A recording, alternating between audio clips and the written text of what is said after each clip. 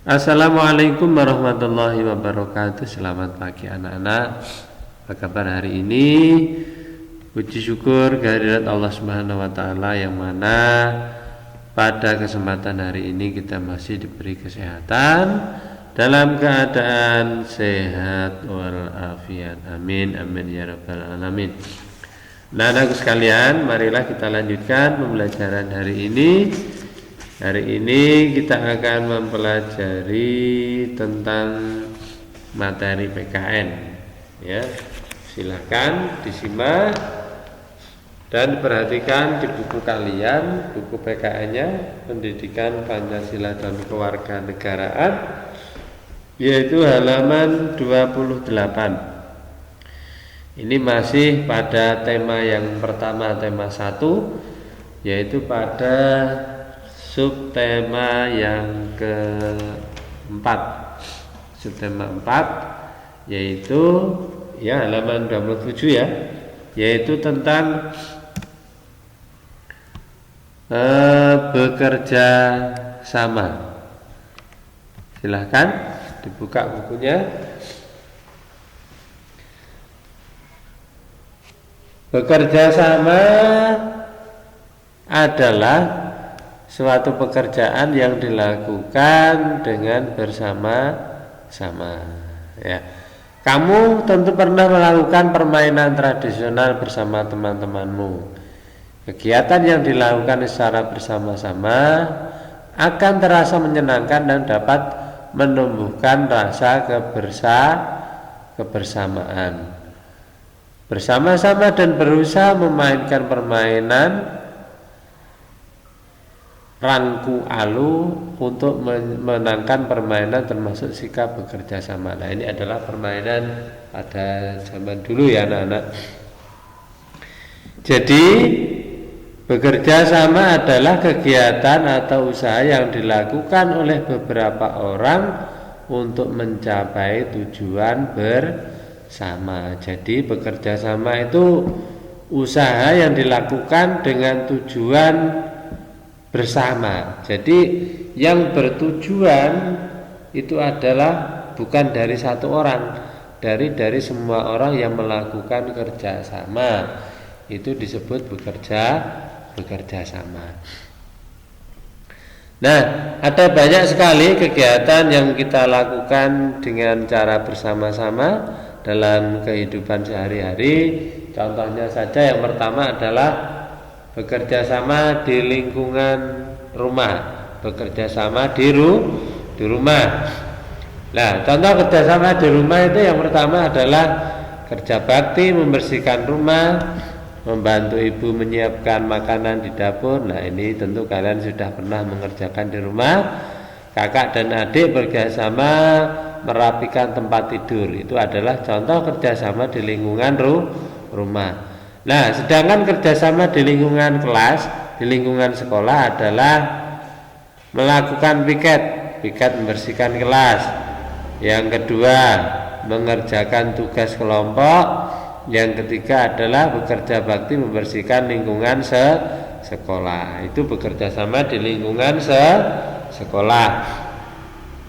Sekarang yang ketiga, ini seperti yang saya sampaikan kemarin, bahwasanya setiap pelajaran apapun itu pasti ada hubungannya dalam kehidupan sehari-hari. Saya ulangi lagi bahwa pelajaran kita yang kita pelajari anak-anak, semuanya pelajaran itu adalah masih berhubungan dengan kehidupan kita sehari-hari.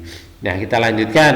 Tadi ada bekerja sama di rumah, bekerja sama di sekolah, dan yang ketiga adalah bekerja sama di urutan yang terakhir, yaitu bekerja sama di lingkungan masyarakat.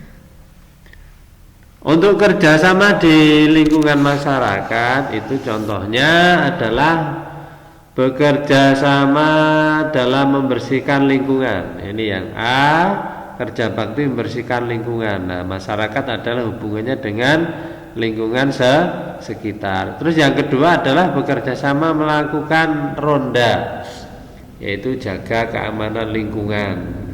Nah, ini untuk dua contoh ini adalah contoh bekerja sama yang ada di lingkungan masyarakat. Bekerja sama yang dilakukan dengan sepenuh hati akan memberikan berbagai manfaat. Jadi ya, kalau kita bekerja sama, kalau kita gotong royong dengan orang lain, dengan teman atau dengan keluarga, dengan masyarakat, itu akan menimbulkan beberapa manfaat. Dan jelas manfaat itu adalah manfaat yang baik. Nah, manfaatnya utamanya adalah yang pertama adalah akan terciptanya kerukunan. Jadi dengan bekerja sama sesama masyarakat, contohnya bekerja sama di lingkungan rumah. Jadi di lingkungan rumah akan tercipta kerukunan. Kalau di sekolah berarti dengan teman kita di sekolah akan tercipta kerukunan. Apalagi kalau bekerja sama di lingkungan warga atau di lingkungan masyarakat akan tercipta kerukunan masyarakat yang harmonis. Terus yang kedua, dengan bekerja sama, pekerjaan yang awalnya itu berat akan menjadi ringan. Nah, pekerjaan yang berat menjadi ringan. Kalau kita kerjakan sendiri, pekerjaan itu akan terasa berat. Akan tetapi kalau kita kerjakan secara bersama-sama, pekerjaan yang berat akan menjadi ringan. Terus berikutnya, tercipta hubungan yang akrab dan saling membutuhkan antar sesama.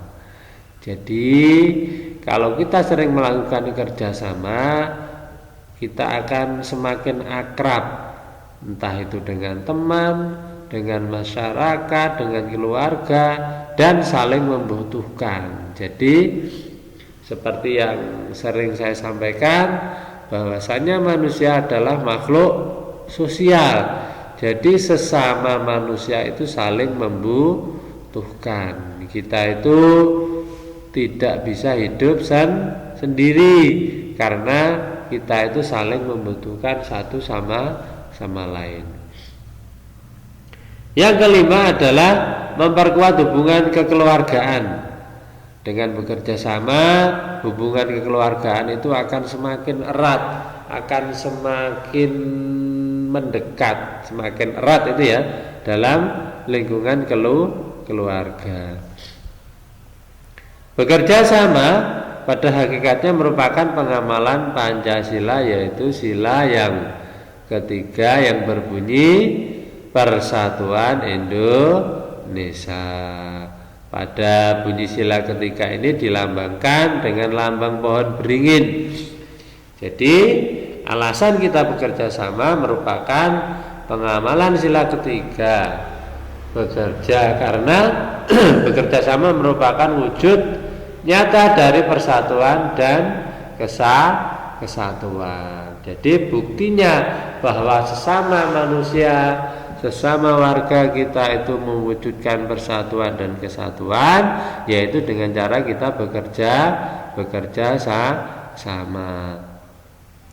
Arti dari sila ketiga adalah sebagai masyarakat Indonesia kita harus menjadi satu, yaitu persatuan dan kesatuan. Arti yang dimaksud adalah utuh, tidak terpecah belah. Bersatu adalah salah satu cara agar bangsa Indonesia menjadi bangsa yang kuat. Sebagai contoh ya anak-anak, kalau kalian punya sapu lidi ya, tahu sapu lidi? Nah, kalau sapu lidi itu kalian menyapunya itu hanya dengan satu atau dua biji sapu lidi saja, tentu kalian akan sulit untuk menyapunya. Akan tetapi kalau kalian menyapu dengan satu ikat sapu lidi yang jumlahnya banyak, kalian akan lebih mudah untuk menyapunya.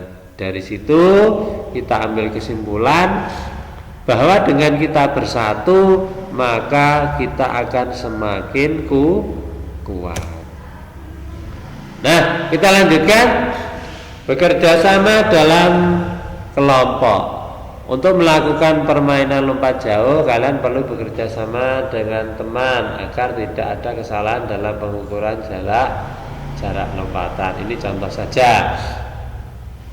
Jadi kerjasama juga kita lakukan, kita kerjakan dalam tugas kelompok. Jadi tugas kelompok adalah tugas yang dilakukan bersama-sama dengan anggota kelompok.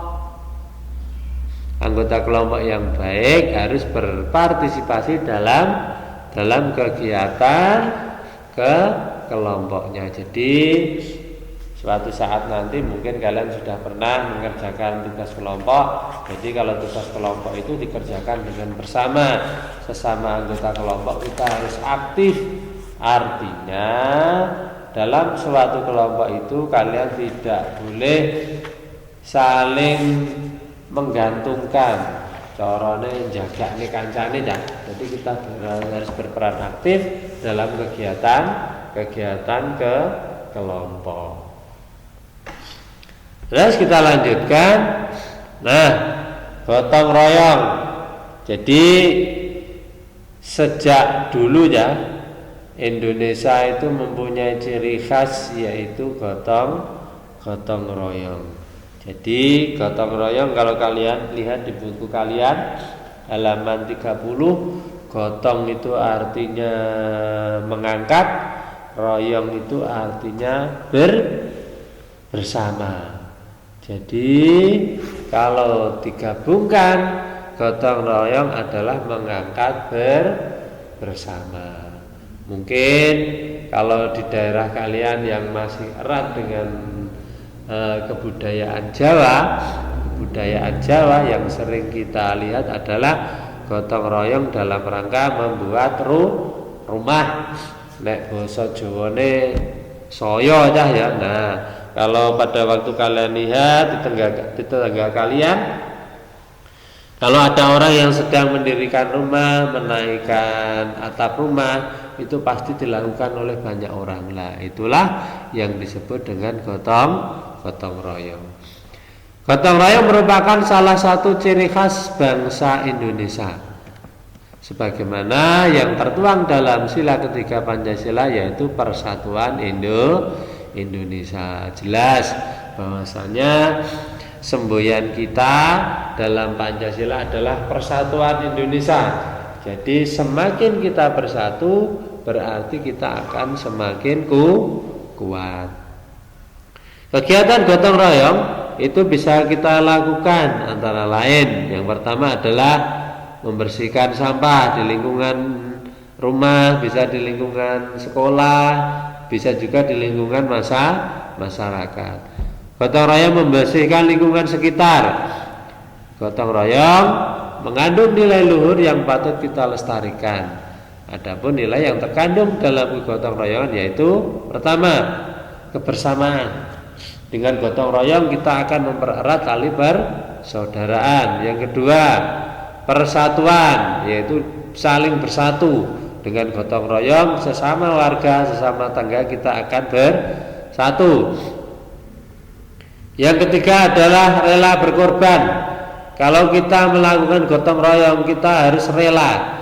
Artinya rela itu rela mengorbankan waktunya untuk melakukan kegiatan gotong royong. Yang ketiga, yang keempat adalah tolong menolong. Jadi sesama warga, sesama anggota sekolah, sesama siswa, sesama warga sekitar, kita harus tolong menolong. Kalau ada orang yang membutuhkan, kita wajib menolong. Yang terakhir adalah sosialisasi. Dalam sesama warga kita harus bersosial, kita harus bergabung, kita harus bersosialisasi, kita harus berkomunikasi dengan warga. Sifat gotong royong dalam kehidupan bangsa Indonesia harus tetap kita pertahankan, sebab gotong royong dapat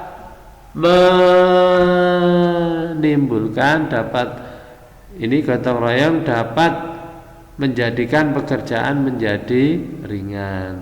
Gotong royong juga memperkuat tali persatuan dan dan kesatuan. Jadi apapun kegiatannya itu, kalau kita lakukan secara gotong royong, kita lakukan secara bersama-sama, saling tolong menolong, pekerjaan tersebut akan cepat selesai dan akan terasa ringan. Nah, terima kasih ya anak-anak. Mungkin pembelajaran hari ini cukup sekian. Jangan lupa apapun yang saya sampaikan itu pasti ada hubungannya dengan kehidupan sehari-hari. Nanti silahkan apa yang saya sampaikan silahkan kalian praktekkan dalam kehidupan hari-hari.